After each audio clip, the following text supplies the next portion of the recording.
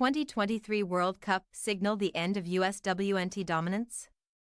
When Sweden eliminated the U.S. women's national team from the 2023 Women's World Cup on Sunday, it marked the end of an era.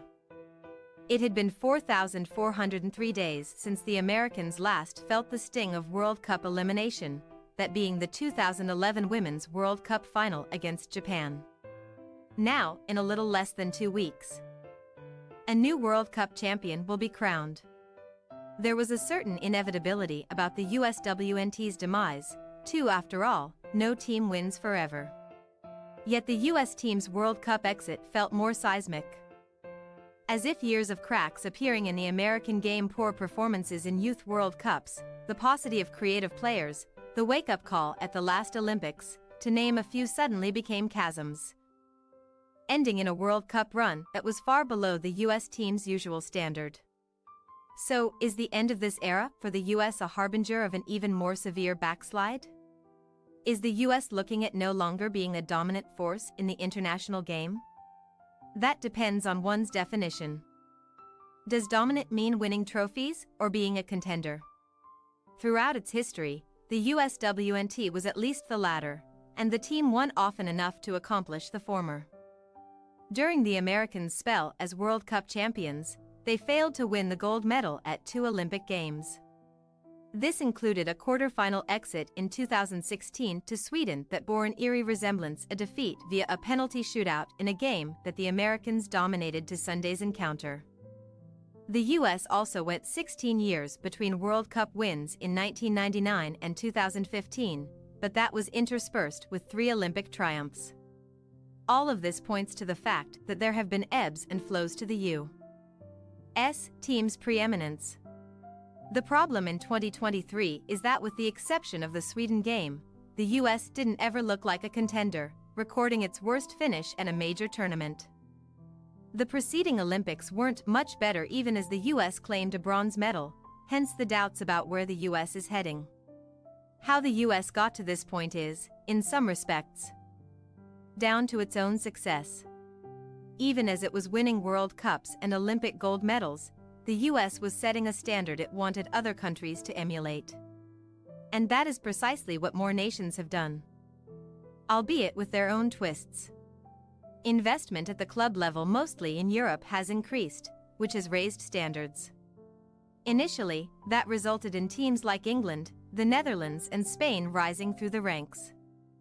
Now, that impact is having a ripple effect in other countries like Colombia, which has 8 players on its 23-player roster who play in Europe, as well as Morocco, which has 13 players in Europe, 9 of them in France, England, or Spain. Morocco have also financial backing from the royal family, which is focused on grassroots efforts to give young players the chance to develop. There's also the obvious fact that when teams rise up, others must fall. That was the case in this World Cup, with Brazil, Canada, and Germany all failing to get out of the group stage. We're talking about the 8th, 7th, and 2nd-ranked teams in the world, and while the US felt that impact as well, it may not be as severe as for the aforementioned trio. Women are playing in countries that never had access to the game before, said OL Reign GM Leslie Gallimore, who also has been a collegiate head coach and commissioner of a youth league. So it's just the natural evolution of the sport and the world's game. I'm not trying to sound whiny about it, but I do think when you step back from the bitter pill of our early exit, and maybe people not enjoying the performance as much, I'm sad about it too. I am just as elated at the growth of the game globally and how much people are paying attention. The increased investment has had an effect beyond just additional playing opportunities. The number of teams that are more organized and skillful is higher than it's ever been. The third group stage game, against Portugal, was a case in point. Portugal boasted a 56% to 44% possession edge in its 0-0 draw against the US, a game Portugal nearly won. This has served to erode the historical U.S. advantages of fitness and athleticism. University of Virginia women's head coach Steve Swanson served as Jill Ellis' assistant on the United States World Cup winning sides of 2015 and 2019. He is among those who don't think the US is a diminishing force, and warns against an overreaction to the Americans' performance at this World Cup. For example, it's a small sample of games. Would the post-tournament conversation be the same if the US had played better, but lost a quarter-final to Japan? Or if players like Mal Swanson, no relation to Steve or Katerina Macario, had been available? For Swanson, it doesn't matter how the team did. There are issues that need to be addressed, and he wants a critical analysis of everything, from talent identification to how the player pipeline functions. You don't want to miss the problems as opposed to the symptoms, he said. One issue Steve Swanson notes is the kind of player the US is producing. He estimates that because other national teams are so much fitter and more organized, there is 40% less space in which to operate than there was even 5 years ago. That puts an even greater premium on players who can make decisions and problem-solve in tight spaces.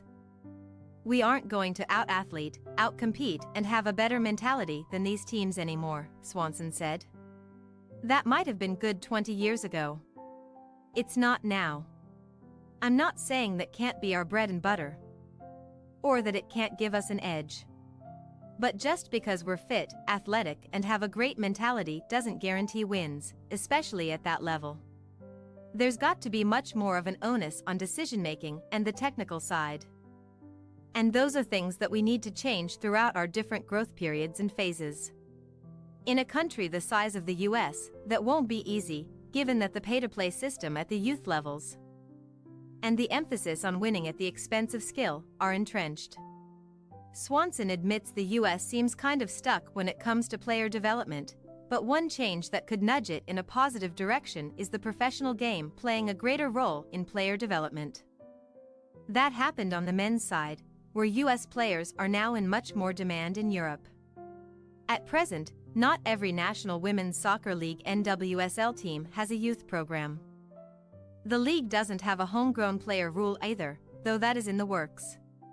In light of the abuse news that engulfed the NWSL over the past 2 years, the league has instead, quite rightly, been focusing on getting its on-field product and player safety systems right.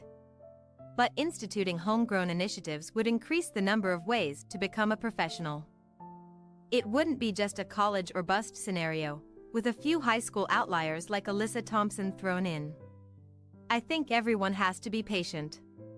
It's not something that we're going to solve overnight, Gallimore said.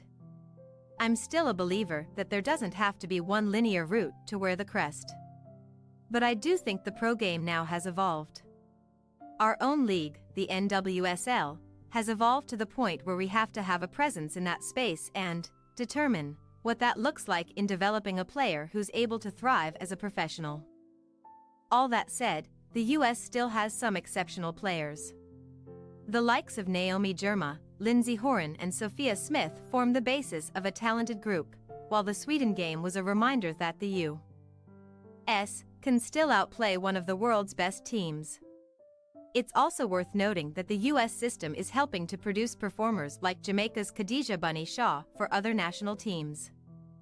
That's why University of North Carolina women's head coach Anson Dorrance, who managed the U.S. to its first World Cup win in 1991, said he isn't in a panic about what happened in New Zealand and Australia, pointing out that the eventual return of Mal Swanson and Macario is going to completely change things.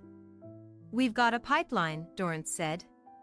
We've obviously got to solve problems in certain parts of the field. We've got the population to solve those problems. So, I'm not worried about the soft pockets on the field for us, because I think those are going to be absolutely resolved. Despite the optimism for the future, the doubts raised at the past 2 major tournaments are hard to ignore. For the US to be in the conversation again when it comes to contending for trophies, changes need to be made in terms of how the U.S. does things, and those changes must go beyond who the next coach will be. The USSF is tasked with driving that change, though there are doubts there too, especially after the Development Academy was shuttered in 2020. I just think our federation can't change directions every time the people in charge change, Gallimore said. I think they have to commit to something and really commit to it and do it. Do it in a real way that's sustainable. That's probably the sharpest way I can put it. Most of those changes likely won't happen in time for the Paris Olympics, which kick off in less than a year. It will likely be up to a new coach to tap into the existing well of talent and make the most of it. There is a longer time horizon for the 2027 Women's World Cup, which the U.S. is bidding to host along with Mexico. Overall, there is confidence that the USWNT can rebound, but also urgency. Recent results demand a response. Thanks for your watching. Don't forget to click the subscribed button and hit the bell icon for more.